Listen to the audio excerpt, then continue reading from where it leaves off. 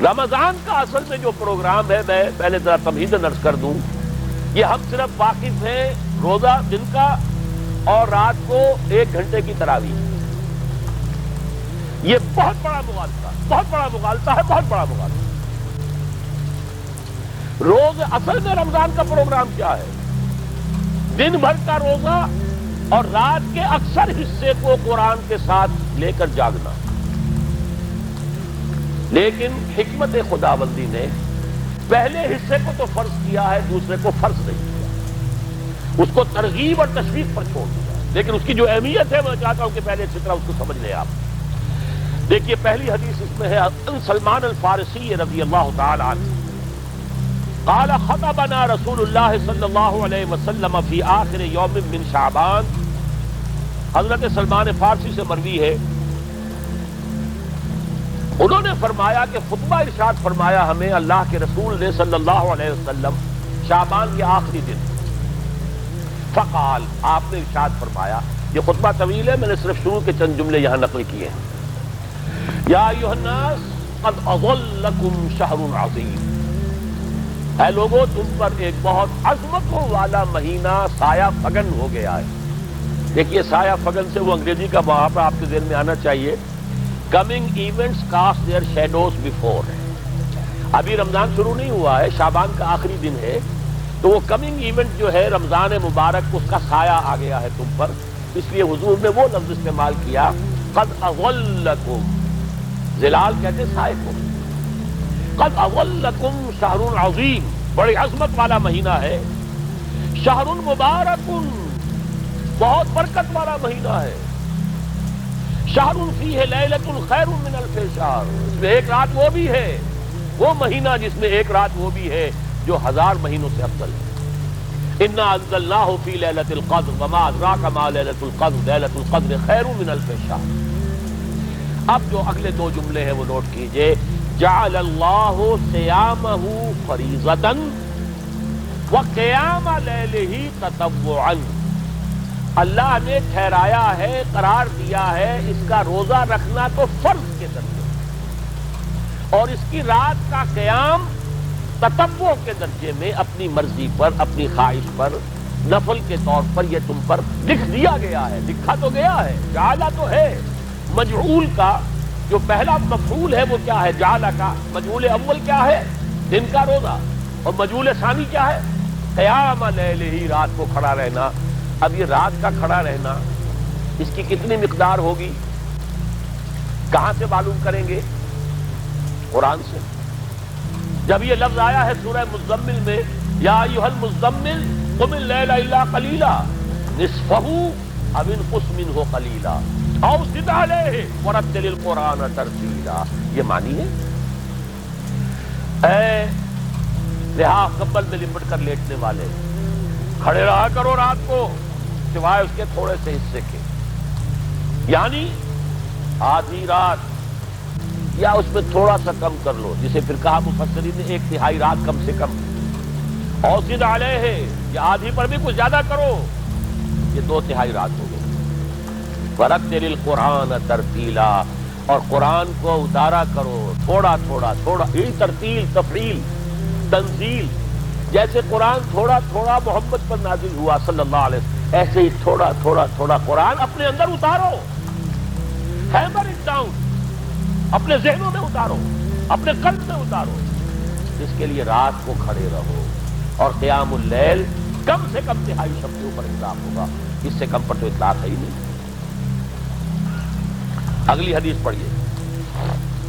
اور یہ ہے جو عام طور پر ہر مسجد میں بھی آج کل خوب یہ گونج رہی ہوگی حدیث بیان ہوتی ہے، اس لیے کہ بخاری اور مسلم دونوں میں موجود ہے، متفق علیہ روایت ہے. اس سے اونچا تو درجہ سند کے اعتبار سے تو حدیث کا کوئی اور درجہ اس سے اونچا ہے نہیں. عن ابی ہریرہ رضی اللہ عنہ قال قال رسول اللہ صلی اللہ علیہ وسلم، حضرت ابو ہریرہ سے روایت ہے، آپ نے فرمایا کہ حضور نے ارشاد فرمایا، من صام رمضان ایمانا واحتسابا غفر له ما تقدم من ذنبه، جس نے روزہ رکھا رمضان مبارک کے دوران اللہ پر یقین رکھتے ہوئے اور اس سے اجر و ثواب کے حاصل ہونے کی امید میں، اس کے تمام پچھلے گناہ معاف ہو جاتے ہیں. ومن قام رمضان ایمانا واحتسابا غفر له ما تقدم من ذنبه، اور جو کھڑا رہا رمضان کے دوران، کھڑا رہا ہے، جیسے ساما، میں نے شروع میں آپ سے عرض کر دیا تھا یہ مصدر ساما یصوم صوما قام یقوم قیاما، ومن قام رمضان، جو کھڑا رہا رمضان کے دوران، پورے رمضان کے دوران کھڑا رہا، ایمان و احتسابا کی شرط پھر وہی ہے، غفر له ما تقدم من ذنبه، وہی اجر اس کا بھی ہے۔ ومن قام لیلۃ القدر ایمانا واحتسابا غفر له ما تقدم من ذنبه، اور جو خاص طور پر لیلۃ القدر میں کھڑا رہا ایمان اور احتساب کے ساتھ، اس کے بھی پچھلے گناہ معاف ہو گئے۔ اب یہ قامہ اور سامہ جیسے آ رہا ہے ایک دوسرے کے ساتھ پیرلل ہو کر، اس کو نوٹ کر، من سام رمضان من قام رمضان، کیا یہ 1 گھنٹے کی تراویح جو ہے اس پر پوری اترتی ہے؟ نسبت خاک را با عالم پاک، کوئی اس میں ریشو پروپورشن جڑتی نہیں۔ اگلی حدیث بھی پڑھ لیجیے، یہ وہی آگے عبداللہ ابن عمرو بن العاص رضی اللہ تعالی عنہما، جن کے بارے میں میں نے عرض کیا تھا، بہت ہی زاہد منچ، بڑے عابد، ہر روز روزہ اور پوری رات نماز پڑھتے تھے، وہ راوی ہیں اس کے۔ عن عبداللہ ابن عمرو رضی اللہ عنہما ان رسول اللہ صلی اللہ علیہ وسلم قال الصیام والقرآن یشفعان للعبد، روزہ اور قرآن دونوں بندے کے حق میں شفاعت کریں گے۔ یقول الصیام، روزہ یہ کہے گا اے رب، اے پروردگار، انی منعتہ الطعام والشہوات بالنہار، میں نے تیرے اس بندے کو روکے رکھا کھانے پینے سے اور شہوت سے دن کے وقت، فشفینی فی، میری وجہ سے روکا رہا، یہ کھانے کو اچھے سے اچھے جو ہے وہ موجود تھے کھانے، اور پینے کے لیے اعلیٰ سے اعلیٰ مشروب تھے، یہ رکا رہا میری وجہ سے کہ روزہ رکھا ہوا تھا، اور جیسا میں نے کہا مذبوحہ بیوی موجود تھی لیکن رکا رہا، تھامے رکھا اس نے اپنے آپ کو میری وجہ سے، تو میری شفاعت اس کے حق میں قبول کرتا۔ وَيَقُولُ الْقُرْآنُ، اور قرآن یہ کہے گا مَنَعْتُهُ النَّوْمَ بِاللَّيْلِ، میں نے اسے روکا رکھا رات کو سونے سے، فَشَفِّعْنِي فِيهِ، تو پروردگار میری شفاعت اس کے حق میں قبول فرما، فَيُشَفَّعَانِ، تو ان دونوں کی شفاعت قبول کی جائے گی۔ سوال یہ ہے کہ کیا روزہ 1 گھنٹے کا یا 2 گھنٹے کا ہے؟ تو یہ قیام جو ہے یہ 1 گھنٹے کا کیسے ہو گیا؟ تو میں نے پہلے کوسچن مارک آپ کے ذہن میں کھڑا کر دیا، اب جواب سنیے اس کا۔ جواب یہ ہے کہ اس کو اللہ تعالیٰ کی حکمت یہ تھی کہ اسے فرض نہ کیا جائے، اس کو معلوم ہے۔ عَلِمَ سَيَكُونُ مِنكُم مَّرْضَىٰ وَآخَرُونَ یضربون فی الارض یبتغون من فضل اللہ وآخرون، اللہ کے علم میں ہے میرے کچھ بندے ہوں گے بیچارے غریب مسرور، جن پر مشقت کریں گے، محنت کریں گے، وہ روزہ ہی رکھ لیں، بہت بڑی بات ہے، بہت بڑی بات ہے۔ رات بھر کا قیام کیسے کریں گے؟ 2/3 رات کیسے کھڑے رہیں گے؟ آدھی شب کیسے ممکن ہے؟ لہٰذا فرض نہیں کیا، حضور نے بھی فرض نہیں کیا، نہ اس کو آپ نے لازم کیا، نہ اس کے لیے وہ زوردار جو لوگوں سے کہا کہ ضرور پڑھو، چھوڑ دیا پڑھو، اور سب لوگ پڑھتے تھے اپنے طور پر۔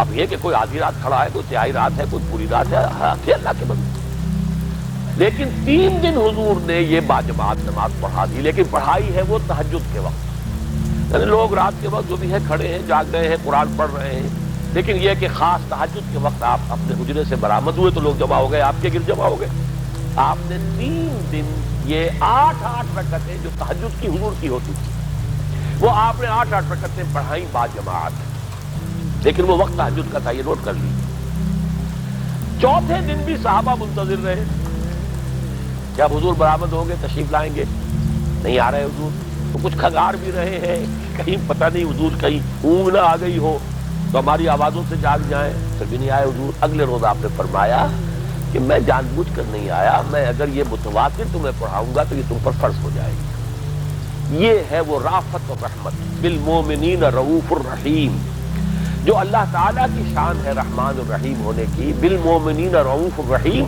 یہ محمد الرسول اللہ کی ہے، تم پر یہ سختی جو ہے یہ تمہارے لیے قابل برداشت نہیں ہوگی، لہذا میں نے یہ 3 دن صرف پڑھائی ہے، اگر مسلسل پڑھاتا تو فرض ہو جاتا۔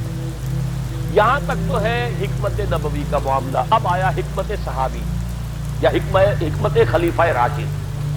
یہی معاملہ رہا حضور کی حیات طیبہ کے دوران، یہی حضرت ابوبکر رضی اللہ تعالیٰ عنہ کی خلافت کے دوران، یہی حضرت عمر کا بھی ابتدائی دور، لیکن دور خلافت عمر فاروق کے دوران یہ واقعہ آیا کہ حضرت عمر داخل ہوئے مسجد میں، دیکھا رات کے وقت ابھی کوئی باجماعت تراویح کا کوئی انتظام نہیں تھا. آپ نے دیکھا کچھ لوگ مسجد کے اس کونے میں کھڑے ہیں، ایک حافظ ہے، ساتھ تو حافظ نہیں ہوتے تھے نا، تو کوئی حافظ ادھر، انہوں نے 5 6 7 8 آدمیوں نے کسی حافظ سے وہ گزارش کی، وہ انہیں قرآن سنا رہا ہے، وہ کھڑے سن رہے ہیں. کوئی دوسرے کونے میں ایک دم گھٹا ہے کہ اس میں تیسری طرف ہے، کہیں ہے، تولیوں کے اندر لوگ جو ہے وہ قیام اللیل کا حق ادا کر رہے ہیں.